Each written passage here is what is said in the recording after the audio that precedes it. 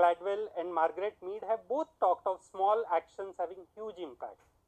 But they all talk of individual actions. They consider each of us to be a trim tab. In effect, they are saying that if each one of us save 1 drop of water a day, humanity will save for 400,000 liters of water daily. But I want to look at it differently. I argue that if society is moving towards desiring more comfort, more convenience, more consumption and polarization, in other words, if these are the headwinds, let us use these forces to bring about positive change rather than trying to nudge people towards less comfort, less convenience, less consumption and so on. So in other words, when I see that my kids are attracted to the internet on the phone, I don't stop them from using the phone. I use that very own attraction for a positive outcome. When I see that students are unable to focus because they are distracted, I start thinking of a pedagogy of distraction. When relatives in my WhatsApp group take a hardline religious position, I like to use the same religious scriptures to counter them. When colleagues at my university are apprehensive about the role of artificial intelligence in education, I talk of the importance of apprehension in education. You see what I did there? I don't talk of the positives of artificial intelligence.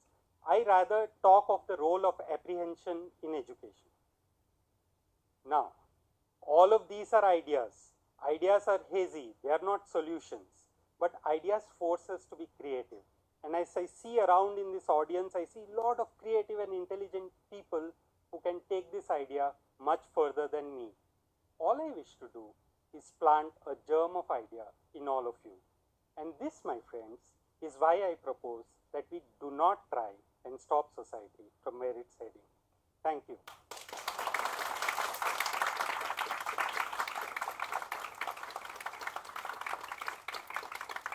Thank you so much. Our next speaker is a growth strategist in the higher education sector, trained as an architect and a city planner, who started his professional journey as an educator and then transitioned to management and marketing. He deploys cross-disciplinary thinking, a user-centric mindset, and data-driven approach in all his projects. A thinker who firmly believes in mapping the field before the play begins. He is always seen occupied figuring out the whys, the whens, the hows, and the ifs. We now welcome Sagar Gupta on the stage.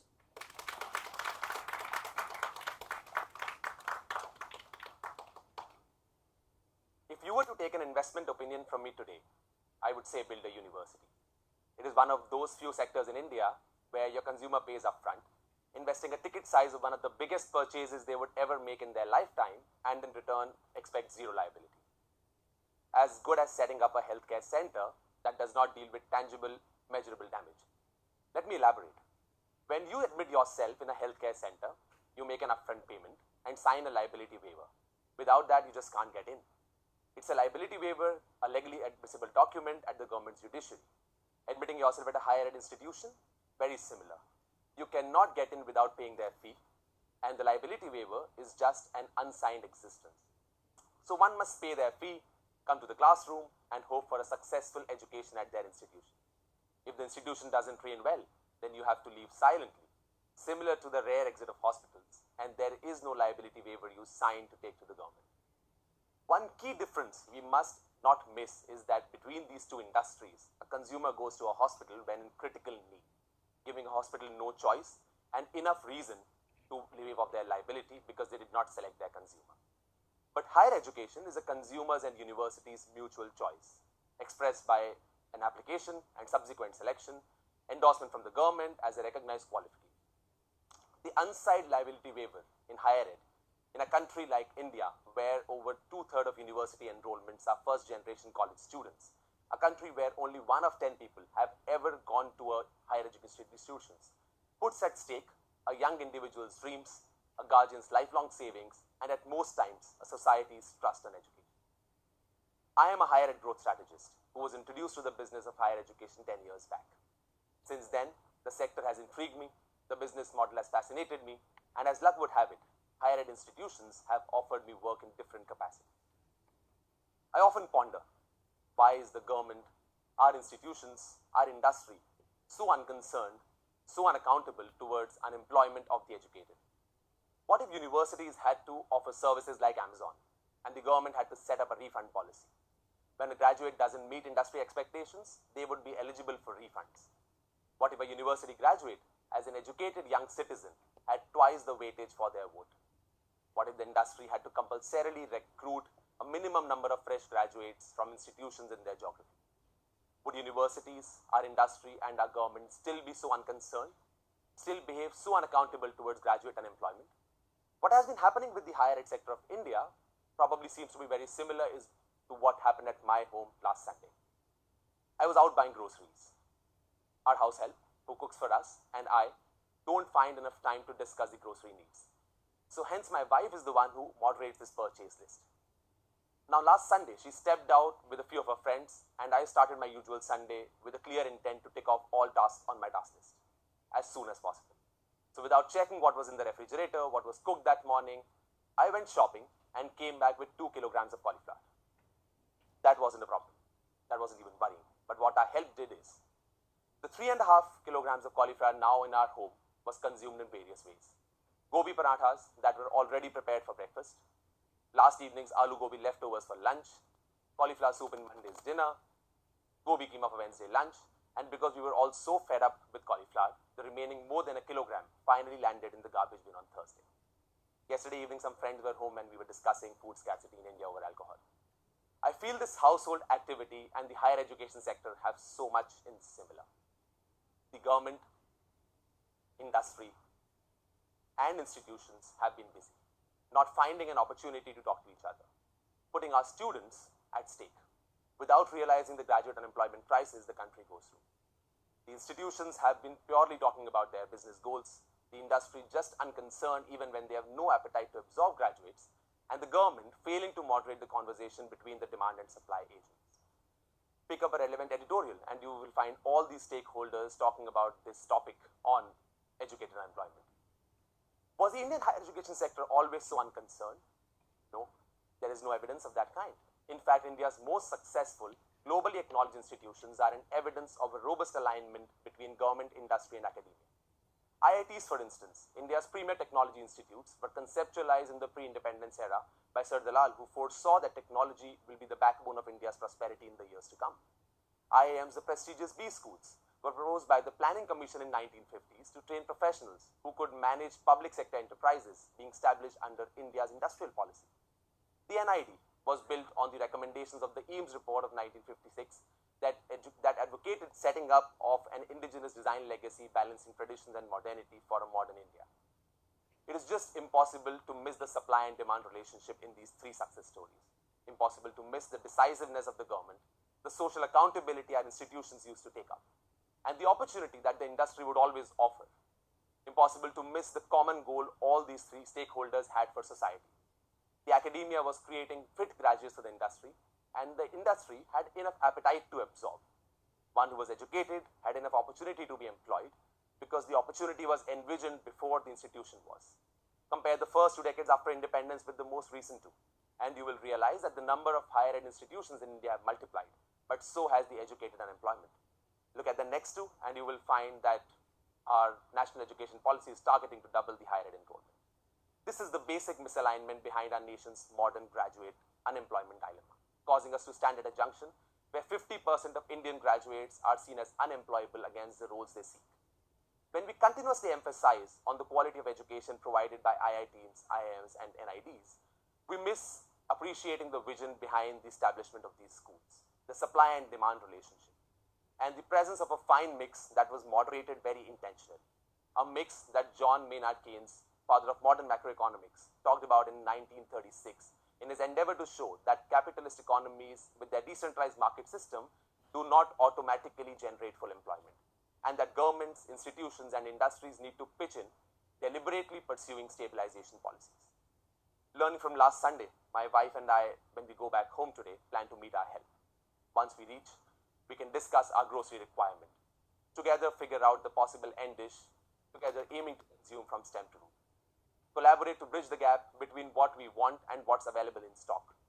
collaboratively bring back the end outcome in the process, balance supply and demand, assume accountability and responsibility in this weekly household chore.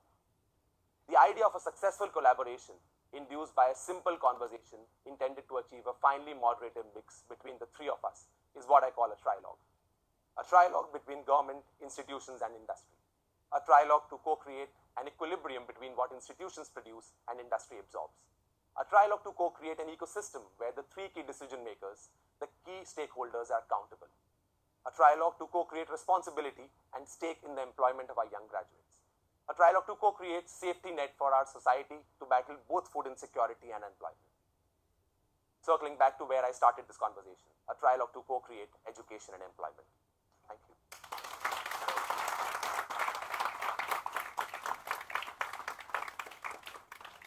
Thank you so much, Sagar. I would like to introduce you to our next speaker, who is perpetually engaged in observing, making correlations, introspecting, and discovering eureka moments in all of these experiences. She constructs built and unbuilt environments and then deconstructs contexts. She advocates and practices partial self sufficiency in energy and food resources and thrives on doing tightrope walking between the empirical and the esoteric, the big picture and the cellular.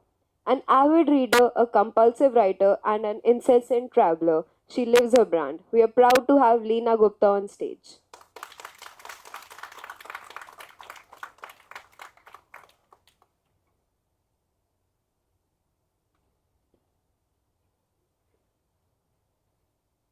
I thought iconic and I imagined an emblem, an idol having heroic capabilities worthy of veneration. A person having a virtue as attitude, courage, perseverance, spirituality. I thought iconic and I imagined remarkability and extraordinariness. The Webster Dictionary agrees with me in defining iconic as that which is well established, widely acknowledged, and known for its distinctive excellence. Therefore, the notion of iconic design is somehow nestled in its being different from just design. But what if its value lies in not being different? Iconic design is believed to have the aura of standing out in a crowd.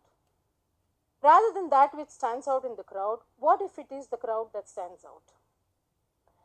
In his book, Not Interesting, on the limits of criticism in architecture, Berkeley professor Andrew Atwood positioned architecture through an alternative terms to interesting. Today, I also choose not to focus on the interesting and the attention seeking, but on the not so interesting, the ordinary and the ubiquitous. Because in doing so, I firmly believe that we might become more open to novel but pertinent ways of reading built environments and also critically examining the conventional ways of doing so. I say it's time to add to the predominantly Western nomenclatural lens of defining iconicity, because typically this adjective gets attached to museal objects. And these museal objects are typically exclusive, inaccessible, to be viewed in awe, consecrated, and therefore dehumanized. What if the alternative iconicity prefers to sit in its original ethnographic field, replete with people and narratives, contexts, and lived experiences? What if we draw knowledge from subaltern perspectives? After all, pluriverse is all about multiple interconnected worlds coexisting. In this anthropocentric age, we are becoming more and more conscious of incorporating indigenous wisdom in a last bid effort to resuscitate the earth to regenerative systems. Iconicity is inspiring. So I argue for incorporating this alternative iconicity along with Eurocentric modernist ideals for design thinking in praxis and education. I place before you the case of the charpai, an ubiquitous, traditional, handcrafted daybed commonly found in many parts of the Indian subcontinent, particularly in the alluvial plains and the arid parts of North India. Simply made from 4 posts, a rectangular frame, and sporting a mat-like woven surface, it is a classic example of non-pedigreed design. Prima facie, it is just a piece of furniture to sleep on, and it is DIY. But it is also CIY, carry it yourself and repair it yourself, RIY. Versatility, it supports a multitude of functions that are derived from common sense and the utterly bizarre. Using it to dry clothes and condiments, understandable. But using it to rescue children and leopards that fall accidentally into wells? The charpai continues its narrative from that very courtyard and that very house where generations come and generations pass on.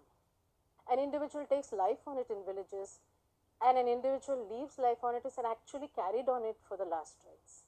And somewhere in between, it nurtures childhood and marks the institution of marriage.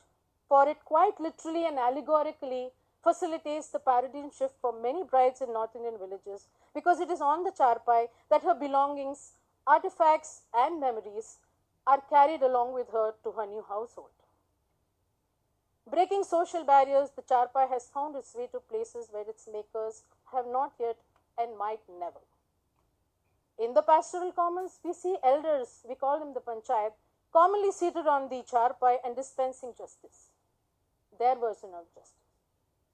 That apart, both are signifiers of their position in the village. And you know what? The charpai can magically hold the great Indian extended family, and you can imagine it. However, it is also a safe space for women in remote villages to unburden themselves. The charpai spells abundance, accessibility. It is of the people, by the people, for the people. It's democratic and it's inclusive. Soon after independence, sometime in the 1950s, the government of India invited the Eames couple, Charles and Ray, to visit India and carry out an investigation into those qualities and values that Indians held important in their lives. And they discovered the ubiquitous lota, a clay pot, and they called it the greatest, most beautiful object that they had seen and admired during their visit. And thereafter, in the India Design Report of 1958, it was the reinvention of the lota that established new paradigms for design in the new country. But for generations of Indians, the disruption from ancient ways of life during foreign invasions had already created a tabula rasa. And many more generations were schooled in modern consciousness during colonization and thereafter because of its vestiges. So for many, many people, these ancient ways of life were mere stories of the past with little relevance to present times. And yet, at some level, these ways of life are not obsolete. They are very much in vogue, so why not bring them to the level of Indian consciousness? Could they not? Should they not inform the modern Indian designer? 75 years of our nation state have been built on a layered history of thousands of years of a civilization.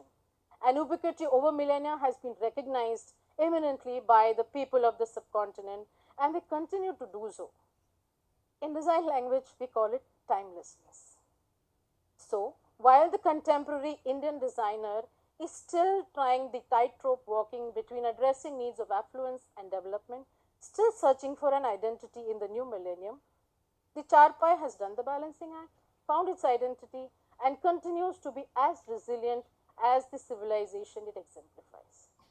So, now I think iconic, I think ubiquity, and I imagine the charpai. Thank you.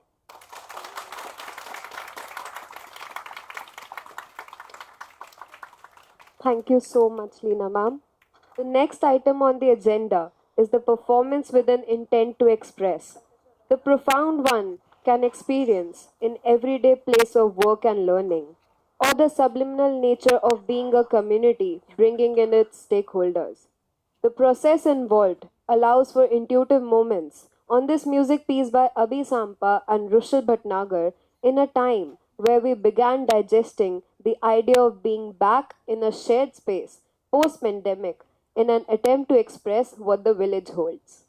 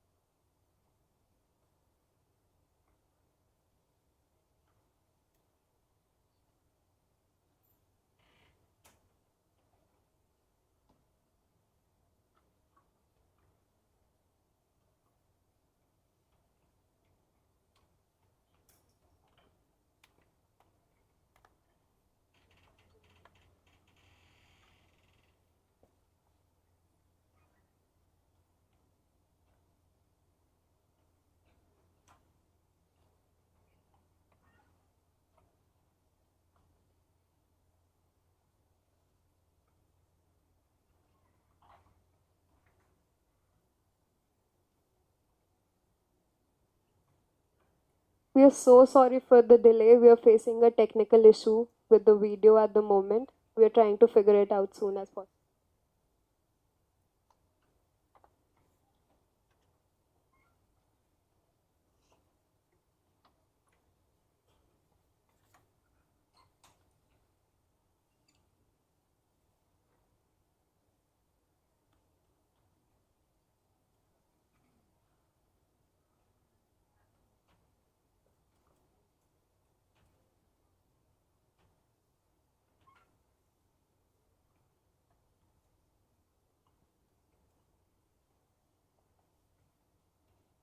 Our next speaker is an educational design strategist. She works with experiential and experiment strategies within educational, environmental, and social systems, dabbling with a variety of scales and approaches.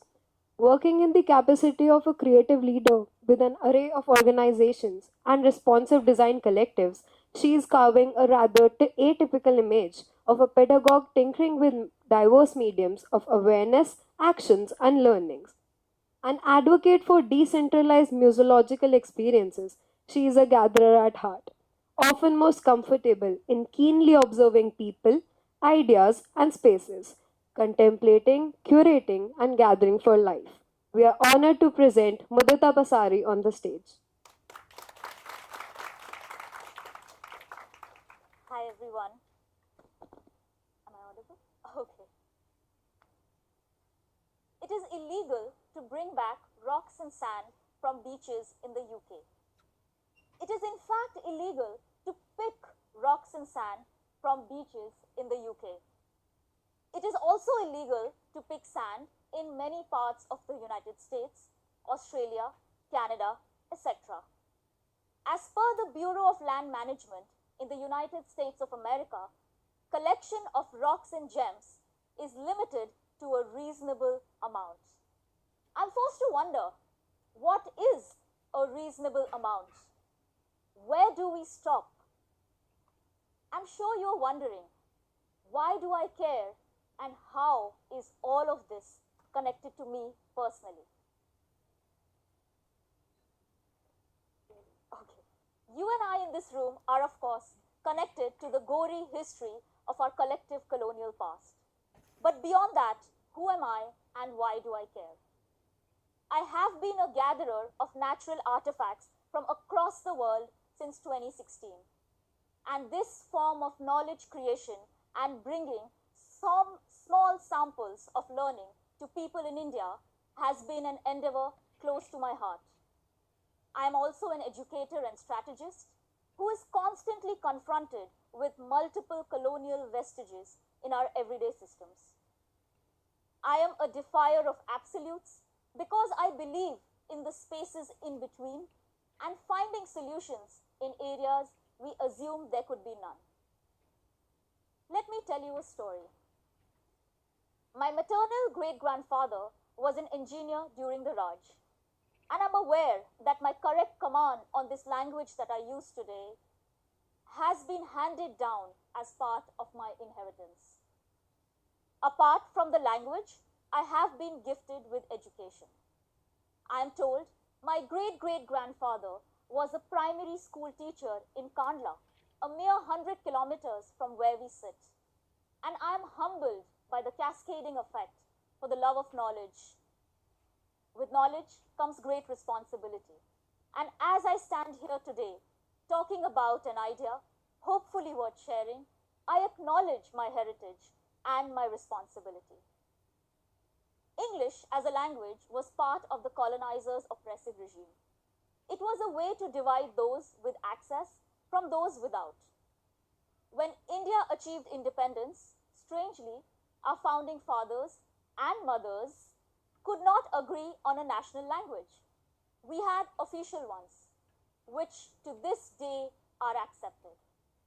At this moment, English, a language of oppression, became a language of connection, a language of communication across a subcontinent with diversity. Over time, command of a language such as this became an elevator in society, creating newer class systems. With elevation came hierarchy and oppression once more. In paradigms of judgment, of questioning, of wondering, are we good enough if we do not speak the colonizer's language? And maybe now people like you and I are propagators of the division left behind as a spear in our collective colonial past, an alienator which may not be taking the real country with it. Are you and I getting a little too comfortable in our own skin? As described by Howie, we as a nation are being torn between local traditions and global modernity, and of course, our need for national union. Anyhow, on my paternal side, I come from a long lineage of traders. Even today, most businesses are conducted in Marwari, a language imported from western part of India to Assam, which is in the far northeast. Why, you ask? To keep our secrets close to our hearts. During a project in ethnographic research, I met Lalaji, the owner of a trade store in Kargil, Ladakh in 2015. He showed us his Bahi Khata, his book of accounts, and he told us that this book doesn't use a known language, but rather an amalgamation of scripts to keep their notes secret and only legible to traders. Does this to reimagine what would it be like to be educated in the design field today? We question the norm, we question ourselves questioning the norm, and we envision the future, coming up with strategies to achieve our goals. One such endeavor has been to question absolute Western ideas of numbered grading. When we start to ask, what will help a learner learn, rather than how can we teach, we see flipped models on how to grade, how to articulate, and how to learn. But most of all, beyond all these day jobs and experiments, I am a gatherer. I am a gatherer of ideas, experiences, and mostly natural artifacts from across the world. Some might say gathering is just a polite word for stealing. But haven't our ancestors gathered for eternity? To fill our basic needs, to feed, and to find beauty in the world. Can nature truly be stolen if it doesn't belong to any single one of us? Beyond this debate, I am a regulated gatherer for sure. Or if you still insist, a stealer. But mind you, I'm not a robber. I only take one specimen of a kind, which is endemic to the surroundings. I do not pluck or plunder, just gather, pick up what I find, if I find anything at all. Each micro-museum I curate is an experience set in time, season, geography, and each container's size, never to be replicated. While I call this a museum today, I have always wondered if it is a museum at all, or a version of the Sangrahalaya, an archive, a storage home of a collection, which chooses not to preserve artificially, keeping collections safe for as long as we can, knowing they will return to dust as they were meant to. Meanwhile, creating spaces of learning for all who are keen to see a museum and the world break its white cube and come to our doorstep. To sum up, I usually aim to design artifacts and systems to challenge the status quo, most of which I've realized circle back to ideas of coloniality and occupation of the human mind. Lee Bianco's model of nationing clearly talks about this, where to me, language is just an example and it can be replaced by any social system we like. We often talk about settler or trader colonialism from outside continents or nations. But what we forget to acknowledge is that colonialism is a power dynamic. You and I, seated in this room, are internal colonialists. We have created a subculture propagated by language, by education, by mediums, which, as per Forbes, over 2/3 of our country cannot access. The proportion could easily be warped, for so many cannot even access the surveys that help us collect this data. However, I just want to remind you that it is illegal to bring back rocks and sand from beaches in the UK. Thank you.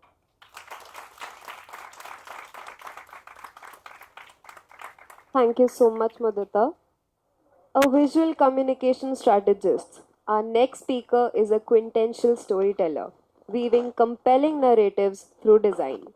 Specializing in visual brand design, he is captivated by the intangible nature of branding and its profound impact on individuals, and has honed his expertise in crafting compelling brand identities.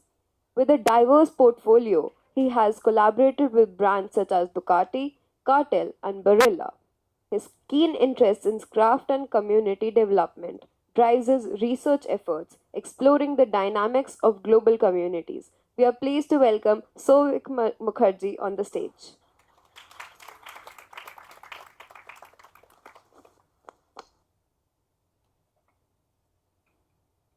Why do we call ourselves facilitators? Imagine a world where every community has the power to shape its own destiny. Where creativity and collaboration thrive, and designers don't thrust upon changes, but act as facilitators of empowerment. But you must be thinking, isn't that what's already happening? Do we not do that exactly right now? Why is he on the stage? What are you going to talk about? Around 37,000 members of the Apatani tribe live in the Zero Valley in the northeastern state of Arunachal Pradesh. The Apatani women were once famous for having bold facial tattoos, big earplugs, and nose plugs. But unfortunately, this practice has declined ever since the community opened its doors to the outside world in the 1940s. The elders in the community complain about ever since they opened their doors, the newer generations are losing touch with their cultures and traditions. With the blind remodeling of the area and the acculturation of the community, the indigenous people started letting go of their living traditions. For the Apatanis, the nose plugs, the earplugs, and the facial tattoos were once considered beautiful. But in the 70s, these practices were banned in the name of modernization and the stigmas they created around them, thus losing an essential part of their culture. Of course, these changes came intrinsic to the community, but they were forced to do so because of the discrimination they were facing when they moved out to the outside world. Is this what the new world making is about? Sure, there is development, but at what cost? In our rapidly evolving society, traditional notions of design are undergoing a profound change.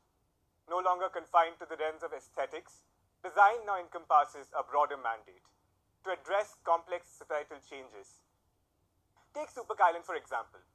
It is a half-a-mile-long urban space wedging through one of the most ethnically diverse and socially challenged spaces in Copenhagen, Denmark. It's got one overarching idea that is seen as an exhibition of urban best practice. A sort of collection of globally found objects from over 60 different nationalities of the people who live and inhabit the area surrounding it. It's a surrealist assembly of global urban diversity, which in fact reflects the true nature of the neighborhood rather than perpetuating a homogeneous image of what Copenhagen is or what Denmark is. Design plays an important role in the modern society, so not only pro-tidal functions, but also social functions. They create objects and designs, but also they create the hidden affordances, which often have a subtext or a cultural meaning shadowing them. Why do you think this happens? This mainly happens when a designer is designing in a different societal context than the one they're creating for. But what gives them the right? I'm sure everyone present here has their own way of life, a small world you have built inside your homes. Now imagine somebody coming inside your house and starts clicking photographs without permission and goes up to publish that. They go so far to suggest changes and says the way you are living your life is not the most optimal way, and then you should make changes to have a better life. What gives them the right to act and assume in your daily lives? Do they know anything about what goes behind putting food on the table? The challenges you face in your daily lives, the people you have to deal with in order to survive. Do they live and suffer your problems? No. Then what gives them the right? What gives us the right? Meet Swarna Chitrakar, a Potachitra artist practicing the unique folk art of painting cum storytelling through songs. Potachitra, where potter means a cloth and chitra means an image or a painting, is an ancient folk art from the eastern state of Orissa. Founded in the eastern state of Orissa, Patachitra until today remains an intrinsic part of the artistic heritage identity. It is a practice in which the painter, traditionally male, painted the images of mythological Hindu deities and went door to door begging for alms while he unfolded the scroll and was singing the songs associated to it. Women were not allowed to paint. Their role was usually confined to making the paints which they were made from locally sourced materials. Swarna decided to break free. For her, Patachitra was not just a mode of art, but a means of freedom. Freedom from social shackles and taboos. Freedom to paint and sing. Freedom to travel, and of course, freedom from living in the shadows of the men in her society. Swarna, now in her late 40s, has bagged the state level award in 1994. Over the last 2 decades, she has been critically acclaimed not only across India but throughout the world. Till the summer of 2018, she had traveled to the States 5 times, to the UK twice, along with other European countries like Italy, Germany, and France.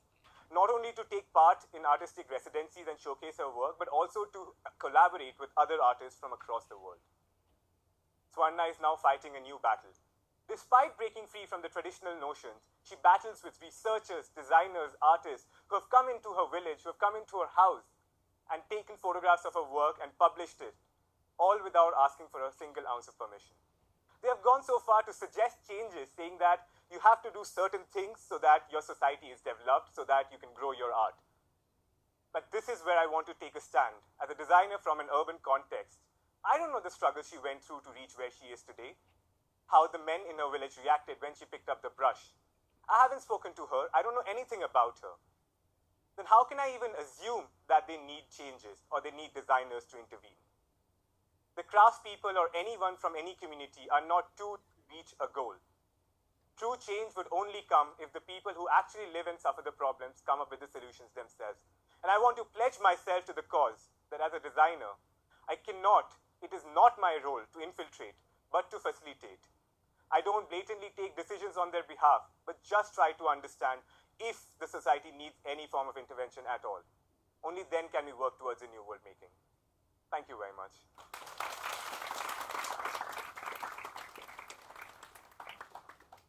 Thank you, Shobhik. Our next speaker is a final year fashion and textile student. For the past few years, she has dedicated herself to be a conscious designer, committed to integrate mindful practices into her jobs and routines. Recently, she has discovered her interest in working as a textile person within the context of healthcare mainstream practices, allowing her to serve the textile's functional purposes. Her approach to design is deeply rooted in origins, narratives, and processes. We are pleased to welcome Akshata Maheshwari on the stage.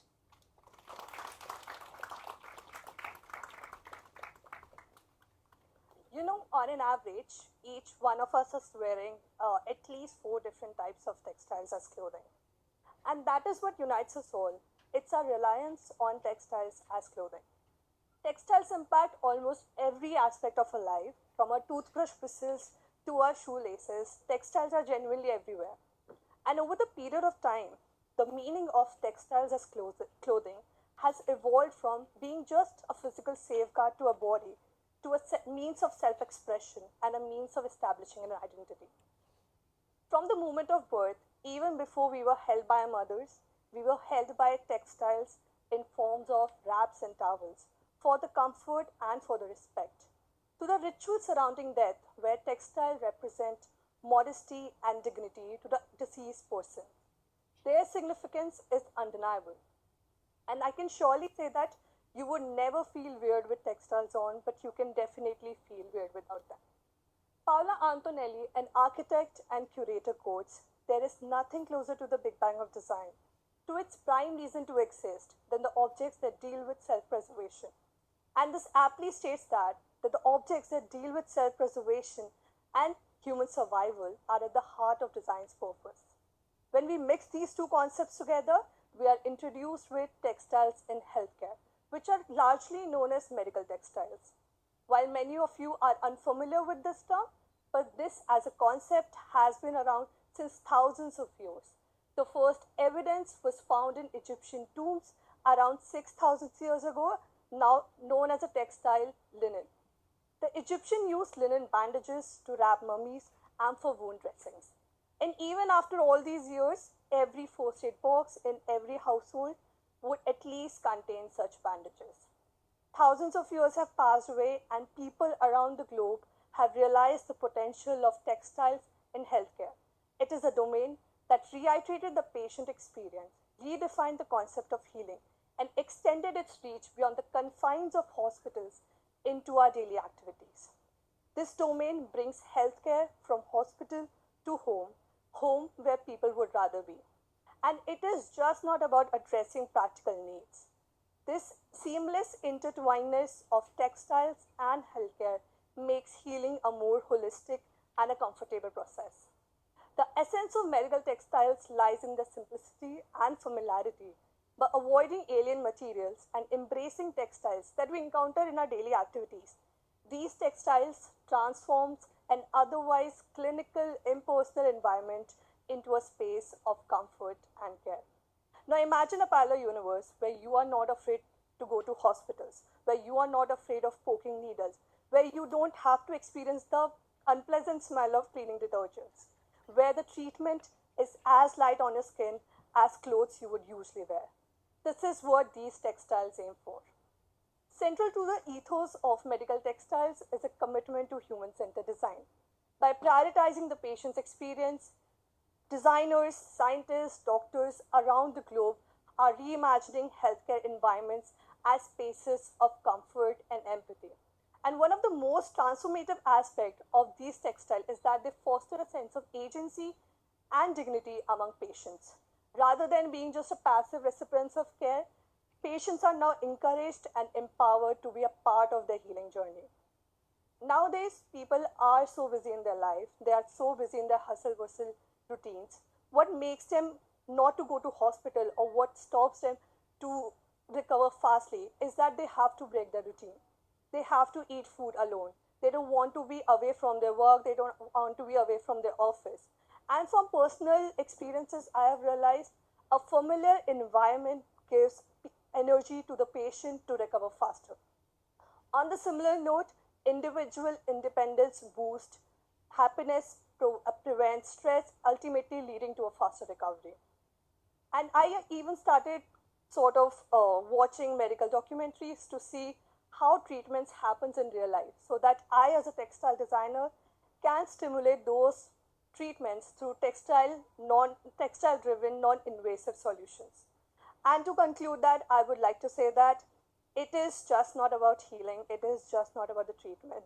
It is about facilitating the feeling of being at home. Thank you.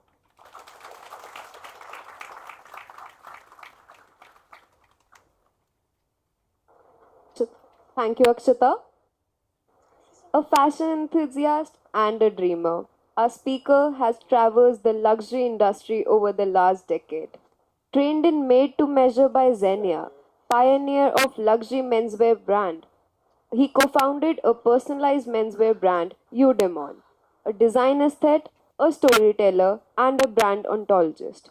Passionately weaving stories and narratives, he brings a multifaceted approach to brand building and communicating cultural chronicles. We are pleased to welcome Vatsal Agarwal on the stage.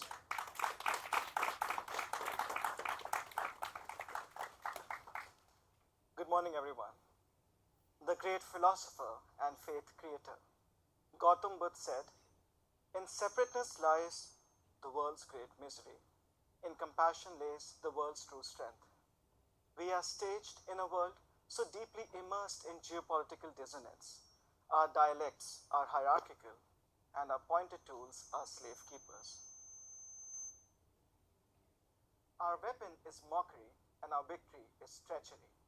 Behold, we are a progressive world, for progress promises supremacy of thoughts and actions, of numb conviviality, of prejudiced camaraderie.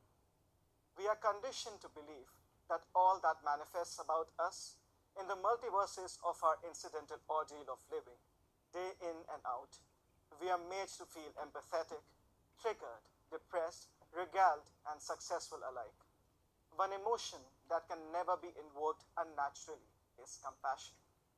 It is ignited with self and propagates from a pure seed of selflessness and suffering.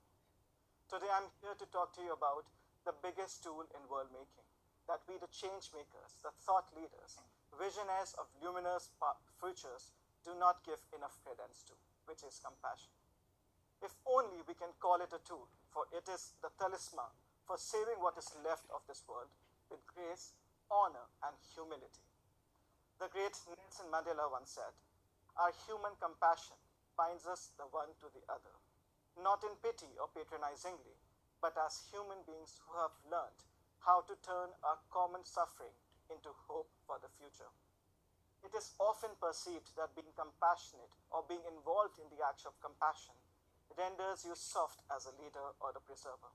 However, on the contrary, compassion builds resilience, an astute focus, and an unconditional commitment to the work, the people, and the community in which we live and operate. Compassion doesn't come with terms and conditions. It exists incomprehensively, showing us ways of the future that do not have world popularity and blessings of marketing moguls. Nevertheless, these ways are absolutes as they alleviate the current world of the burden it carries along with every passage of time. Leaders of the effervescent world, I watched Simon Sinek's talk on understanding empathy, and what truly struck me is this: everyone has the capacity to be a leader. Doesn't mean everybody should be a leader or wants to be a leader. Being a leader comes with a huge amount of self-sacrifice. Remember that you are not in charge. You are responsible for those in your charge.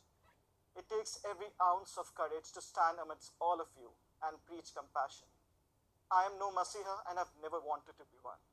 Yes, I am a custodian of compassion, and I unequivocally believe that everything that I have built around myself, my life, my people, my culture, my ambition, my failures and accomplishments, they all are my gifts to self, because they have come true through incessant periods of suffering and unconditional love. Yes, the progress has been slow but not timid. Wealth has been humble but not majestic. True intentions have been put to test but never questioned. I have led not as a leader but as a partner, a son, a brother, a colleague, a friend, and a member of this community that I thrive within. Ever time since immemorial, compassion has always come to my rescue, and it has never left my side. I am an extremely ambitious individual, and my goals are set to the highest pinnacle. And yet, by dedicatedly working towards building a community together, moving as a collective, being an incubator of young people, I grow as my people grow. I do not have statistics to prove my growth, but I have many illustrious autobiographies seated within this auditorium who would share this joy of growth with me. My esteemed colleagues, guests, and my loved ones, as we build the world back from the intrusions of virtual mirages, let us move beyond empathy and fathom how compassion works in simplest forms of our lives. Remember, we were all born with it, our mother's unconditional love. Speaking of motherly love, I would like to quote an extract from the long-forgotten poem, "The hand that rocks the cradle is the hand that rules the world." It was written by American author and poet with Scottish roots, William Ross Wallace, in 1865, celebrating motherhood as the preeminent force to change the world. Woman, how divine your mission. Hereupon our needle sword.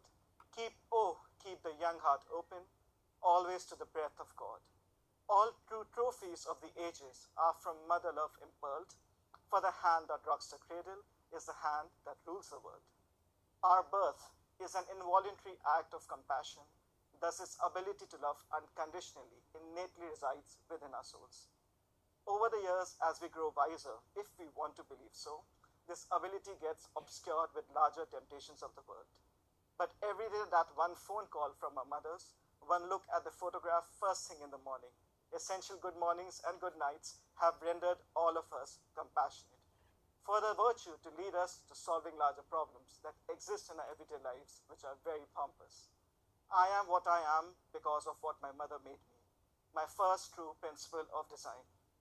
Pure joy, true story, heartwarming emotions, unfathomable amount of dedication, and an insurmountable passion to believe that I can create something and make it thrive. I'm a breathing example of what my mother created, and 37 years later, she fills me with passion, rigor, and purity of intentions every single morning. My name, my identity connotes her unconditional love. To give life an inanimate context, to make it an active inertia, gain momentum, and keep nurturing it for the tides that swell and recede, is what I truly believe is at the threshold of creating a brand, the extension of your mere DNA. Vairagya, a Sanskrit word finding its roots in Hindu mythology, describes a state of detachment or total renunciation of materialistic sense of being, and is associated with an ascetic way of living. And an alternate thought leader, Sadhguru, gives us a contemporary etymology of what color means. Vairagya, Rag means color and Vai means beyond. Vairagya means beyond color. You have become transparent. If you are in front of red, you turn red too. If what is behind you is blue, you are blue too.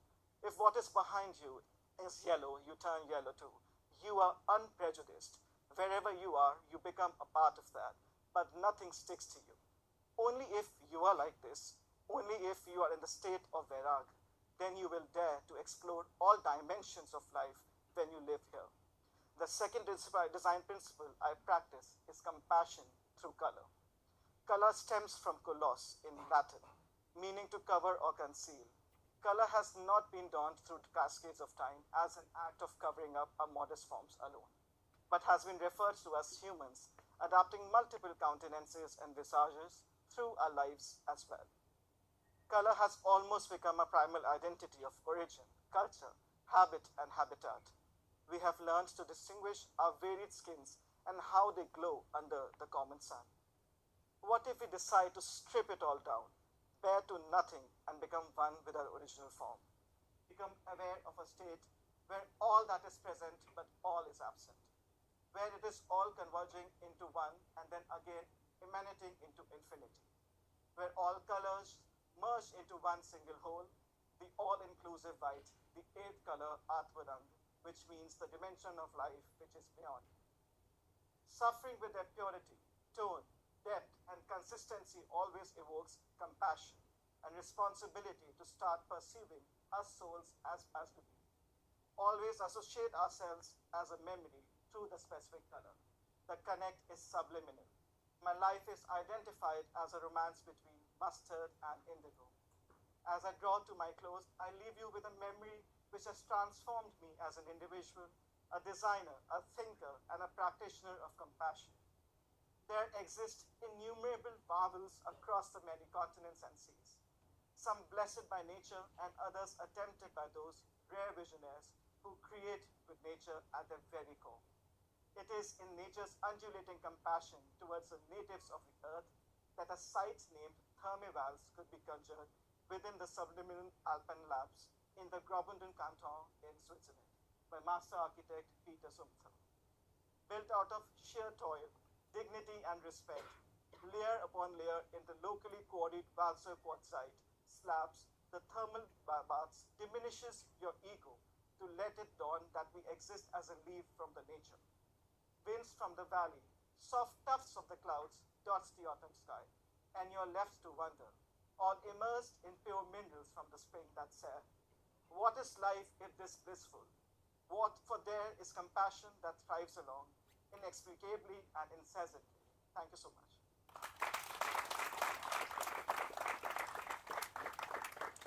Thank you, Vatsal. Since our technical issue has now been resolved, let me reintroduce the next item on the agenda. The performance with an intent to express, the profound one can experience in everyday place of work and learning, or the nature of being a community bringing in its stakeholders.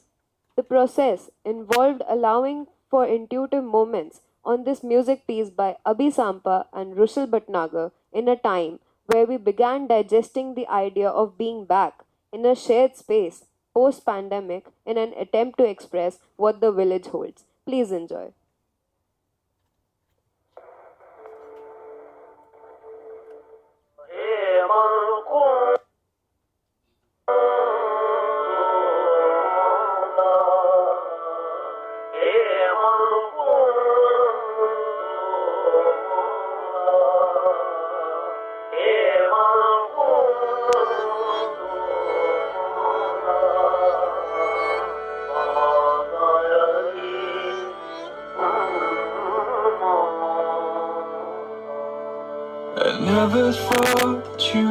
come my way.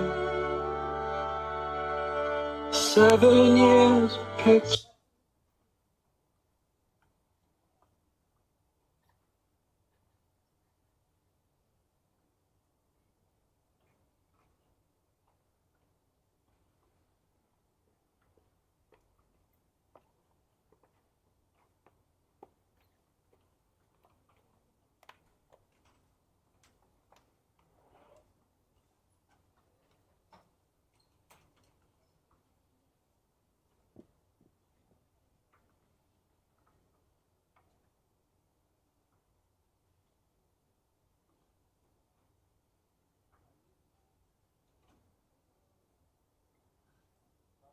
We are so sorry for this. You can now enjoy a short 15-minute bio break. The washrooms are on the right side of the auditorium and refreshments are on the left side. Please make sure that you're within the auditorium in 15 minutes. Thank you so much.